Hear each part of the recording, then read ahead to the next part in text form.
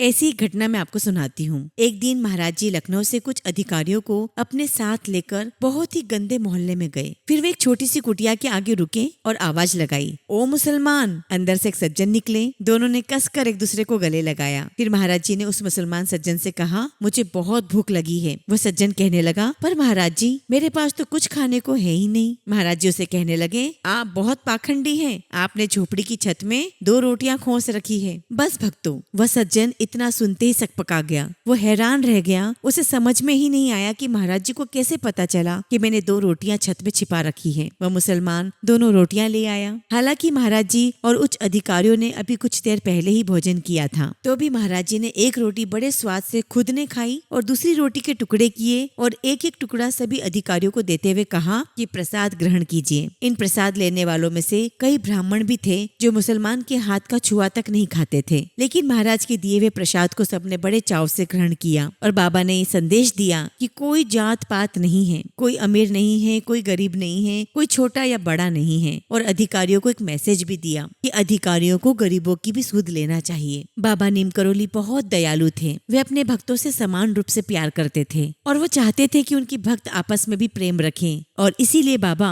ऐसे नित नए कई चमत्कार अपने भक्तों के सामने प्रस्तुत किया करते थे, ताकि उनसे उनके भक्तों को सीख मिले, उनका आशीर्वाद प्राप्त हो। जय बाबा नीम करोली। जय श्री राम। जय गिरिधर। जय जय सुख सागर। सुर समूह समरत भटनागर। ओम हनु हनु हनु हनुमंत हटीले, बेरे ही मारू बज्र की कीले, गदा बज्रले बैरे ही मारो, महाराज निजदास उबारो, महाराज निजदास उबारो। अर्थात, हे योद्धाओं के नायक एवं सब प्रकार से समर्थ, पर्वत को धारण करने वाले एवं सुखों के सागर, मुझ पर कृपा करो। हे हनुमंत, हे दुख भंजन, हे हटीले हनुमंत, मुझ पर कृपा करो और मेरे शत्रुओं को अपने वज्र से मारकर निस्तेज और निष्प्राण कर दो। हे प्रभु, गदा और वज्र लेकर मेरे शत्रुओं का संहार करो और अपने इस दास को विपत्तियों से उभार लो। जय श्री राम। बाबा के प्रिय भक्तों, जैसा कि हम जानते हैं, बाबा नीम करोली की दिव्यता और उनके चमत्कारिक किस्से असंख्य हैं। उन्हीं में से कुछ चमत्कारिक किस्से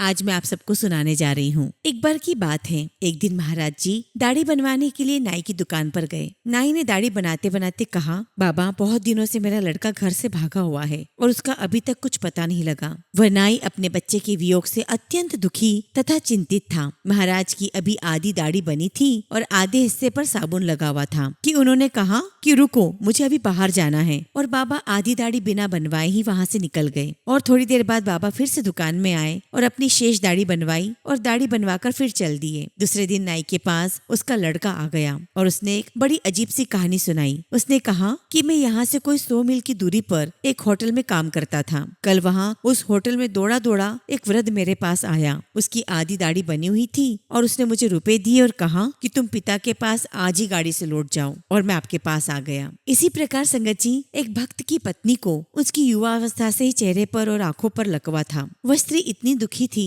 कि वह आत्महत्या करना चाहती थी। एक दिन की बात है, पति पत्नी अलग अलग पलंग पर सोए हुए थे। रात के 3:30 बजे दोनों को एक साथ महाराज जी के दर्शन हुए। पत्नी ने पति से कहा, उठिए, महाराज जी आए हैं, उनके लिए चाय की व्यवस्था करें। पति उठा, परंतु वहाँ कोई नहीं था। फिर उन दोनों को नींद नहीं आई। चाय बनी और उन दोनों ने पी ली। एकाएक पति ने जब पत्नी की ओर देखा तो उसकी पलकें फिर से झपकने लगी और चेहरा बहुत कुछ सही दिखने लगा था। वे स्वस्थ हो चुकी थी। बाद में डॉक्टर ने कहा, ये अनहोनी हुई है, ये कोई चमत्कार है, आपके ऊपर ईश्वर की कृपा हुई है। भक्तजनों, ऐसे थे हमारे बाबा नीम करोली, इतने दयालु, इतने कृपालु। एक बार की बात है, कानपुर के एक भक्त परिवार का एक व्यक्ति सेना में था और वह भारत चीन युद्ध में गया हुआ था। एक सूचना आई कि उसकी मृत्यु हो गई है और यह सूचना उसके भाई ने जब महाराज जी को दी तो उन्होंने कहा, नहीं नहीं, वो मरा नहीं है, वो जीवित है। किसी ने भी उस समय महाराज जी पर विश्वास नहीं किया और 6 महीने के बाद उसकी विधवा पत्नी ने पुनर्विवाह भी कर लिया और युद्ध विभाग की फाइल बंद हो गई। लेकिन कुछ समय के बाद वह आदमी दोबारा घर लौट आया और जब वह लौट कर आया तो सबको महाराज जी की बात याद आ गई। सब दौड़े दौड़े महाराज जी के पास गए, उन्हें शुक्राना किया, उन्हें धन्यवाद किया।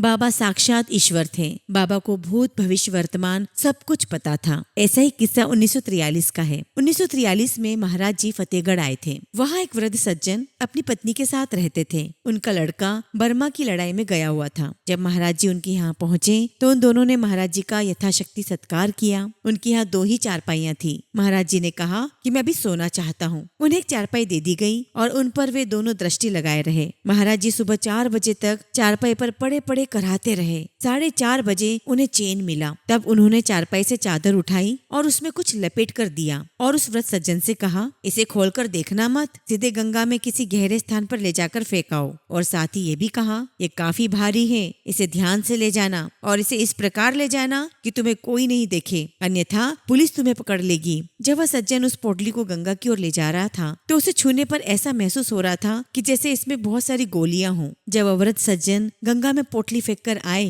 तो महाराज जी ने उनसे कहा, घबराओ मत, तुम्हारा लड़का 1 महीने में लौट आएगा। और जब वह लड़का लौटा तो उसने बताया कि मैं करीब करीब मर ही चुका था। हमारे दल पर दुश्मन ने घात लगाया था और संयोगवश में खाई में गिर पड़ा था। गोलियां मेरे दाहिनी ओर से निकल रही थी। फिर वे वहां से लौट गए। 4:30 बजे वहां भारतीय जवान पहुंचे और उन्होंने मुझे खाई से निकाला। मैं अकेला ही उस दल से जीवित बचा था। और भक्तजनों, ये ठीक उसी रात की बात है जिस रात महाराज जी फतेहगढ़ में ठहरे थे और रात भर कराहते रहे। बाबा कैसे अपने भक्तों के कष्टों को अपने ऊपर ले लेते थे, कैसे बाबा अपने भक्तों के कष्टों को हर लेते थे। और ऐसा ईश्वर के सिवा कौन कर सकता है। ऐसे एक बहुत पुरानी बात है। एक अमेरिकन स्त्री लंदन आई हुई थी। वह एक बस से कहीं जा रही थी। उस बस में बहुत सी सीटें खाली थी, लेकिन कंबल बगल में दबाए एक वृद्ध सज्जन उस बस पर चढ़ा और उसने उसके बगल वाली सीट पर बैठने की इच्छा व्यक्त की जो खिड़की के पास थी। उस महिला को ये बात तो अच्छी नहीं लगी, परंतु बात रखने के लिए उस वृद्ध सज्जन को उसने खिड़की वाली सीट पर बैठने दिया। जैसे ही उस वृद्ध सज्जन ने अपनी मधुर और मंद मुस्कान उस महिला पर फेंकी तो वह निहाल हो उठी और अपने मन में सोचने लगी कि ये भला आदमी आखिर है कौन। इससे पहले कि अगले स्टॉप पर बस रुकती, उस महिला ने चारों ओर आंखें दौड़ाई, पर वह वृद्ध कहीं पर दिखाई नहीं दिया। वह वृद्ध जब से बस पर चढ़ा था तब से बस रास्ते में कहीं रुकी ही नहीं थी, इसलिए उसके उतरने का प्रश्न ही नहीं उठता था। उस महिला के बिना सीट से हटे वह वृद्ध उठकर कैसे, कब और कहाँ चला गया, यह सोच सोचकर वह बहुत अधिक हैरान थी। कुछ समय के बाद एक मित्र के बुलावे पर वह महिला भारत आई। मित्र के पास उन्होंने महाराज जी का चित्र देखा और भक्तों, वह महिला महाराज जी का फोटो देखकर बहुत हैरान हो गई, क्योंकि ये वही व्यक्ति थे जो कंबल को बगल में दबाए उन्हें लंदन की एक बस में मिले थे। बाबा कैसे अपने भक्तों को निहाल कर देते हैं अपने आशीर्वाद से। उनके आशीर्वाद के बिना कोई उनके पास जा भी नहीं सकता और न उनका आशीर्वाद प्राप्त कर सकता है। वह महिला कितनी ब्लेस्ड थी कि बाबा उन्हें खुद स्वयं अपना आशीर्वाद देने गए थे। ऐसा एक बहुत छोटा सा और बहुत प्यारा सा किस्सा है। एक सज्जन महाराज जी के दर्शनों के लिए आए और साथ में भेंट करने के लिए कुछ संतरे भी लाए। महाराज जी ने पास पड़ी खाली टोकरी में वो संतरे रख दिए और फिर कमरे में बैठे हुए एक व्यक्ति को तथा मंदिर में हर आने वाले को उसी टोकरी में से निकाल कर संतरे देने लगे। वो सज्जन 8 संतरे लाए थे, लेकिन वो सज्जन ये देख देख कर हैरान थे कि महाराज जी ने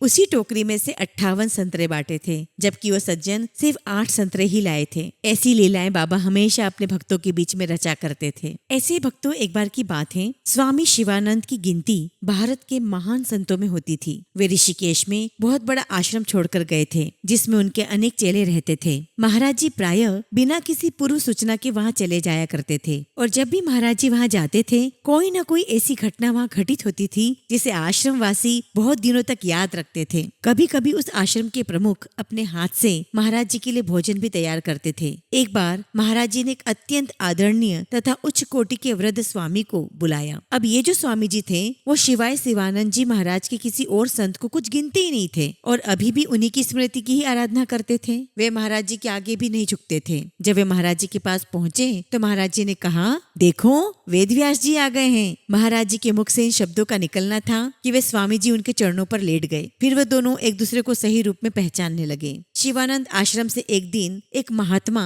महाराज जी के पास आए। महाराज जी ने उन्हें पूरियां खिलाई और मंदिर के पीछे स्थित गुफा में बैठने के लिए कहा। वे स्वामी महाराज जी से इतने अभिभूत थे कि थोड़ी देर में फिर उनके पास चले आए। महाराज जी ने उन्हें पेड़ के नीचे बैठने के लिए कहा। यहाँ से वे महाराज जी को बराबर देख सकते थे। थोड़ी देर में वो क्या देखते हैं कि केची आश्रम ऋषिकेश के शिवानंद आश्रम में बदल गया है और महाराज जी ने शिवानंद का रूप धारण कर लिया है। शिवानंद के रूप में महाराज जी चलकर उस स्वामी के पास आए और कहने लगे, क्या आपको हम दोनों में अंतर दिखाई देता है? क्या हम दोनों एक नहीं हैं? स्वामी जी ने कहा, आप ही तो उस रूप में भी थे। सचमुच आप दोनों एक हैं। आप इस रूप में मुझे भ्रमित कर रहे हैं। महाराज जी ने कुछ उत्तर नहीं दिया, बस मुस्कुरा कर रह गए। ऐसी अनेकों लीलाएं नीम करोली बाबा अपने भक्तों के बीच में रचा करते थे और भक्त उनकी लीलाएं देखकर बहुत आश्चर्यचकित होते थे। ये बाबा का अपने भक्तों को आशीर्वाद देने का एक तरीका था। बाबा ने अपने भक्तों को ऐसे कई उदाहरण दिए हैं जिससे ये स्पष्ट होता है कि बाबा अपने भक्तों को ये समझाना चाहते थे कि जात पात में कुछ भी नहीं रखा है, सब एक है, सब समान है। कोई ऊंच है ना कोई नीच है, कोई बड़ा है ना कोई छोटा है, कोई अमीर है ना कोई गरीब है। संगत जी, आगे भी हम बाबा के ऐसे कई चमत्कारी किस्से